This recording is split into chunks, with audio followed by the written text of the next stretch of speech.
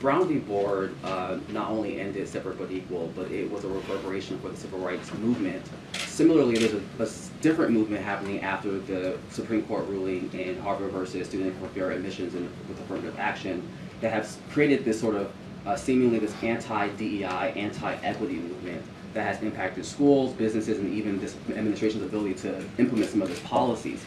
Does the president believe that he has leaned in enough on this issue, and how much can we expect him to speak to that in tomorrow's speech? Sure. Well, he has one speech tomorrow at the NAACP, and then obviously has several speeches this weekend. The president's unapologetic about not only the principle of equity being a core value to him, but also his administration.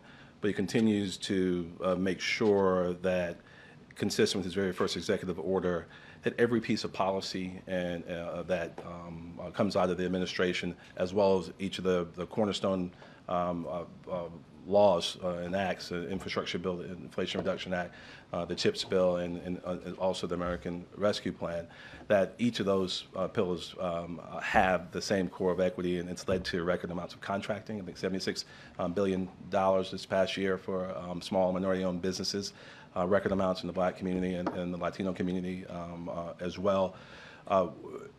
So he's not stepping back on his commitment to equity and continues to lean in and expects his administration to do the same. Okay, go ahead, Ebony. We got the last question. Okay, I want to follow up on just two comments.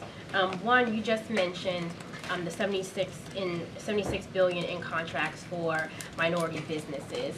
But can you talk about what that looks like for Black businesses specifically? 12.1 billion. Wow, 12.1 billion. And then my second question is, earlier you were talking about that we aren't where we want to be, but we're not where we used to be. We're not where we want to be.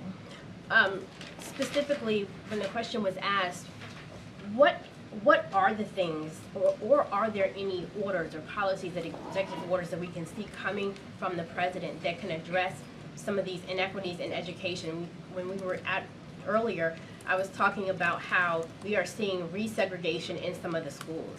How can the administration, or what could we see come from the administration to reverse that? Because there's been a reversal in many areas. Yeah, I'll try to make the answer as concise as possible, but as you can tell, I believe very much so in data and good data. You know, the challenge that we faced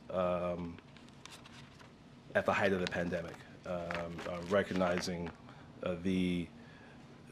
still the way that most of our education systems across the country are funded. Property taxes, local resources, not necessarily dedicated at the level that they ought to receive, even sometimes in the same town or the same state, can make things particularly challenged.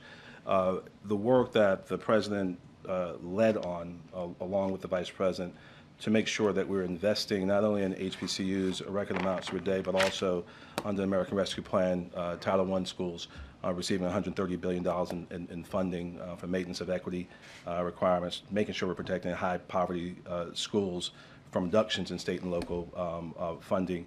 I mean, it's what he does every day. When I talk about not being where we used to be and also not being where we ought to be, there's this idea, and he talks about it often, you've heard him say it a million times, about the idea of America. The idea is that we all aspire to be a more perfect union, which means it's every once in a while you could take big strides, big leaps forward. Brown v. Board was a big leap forward.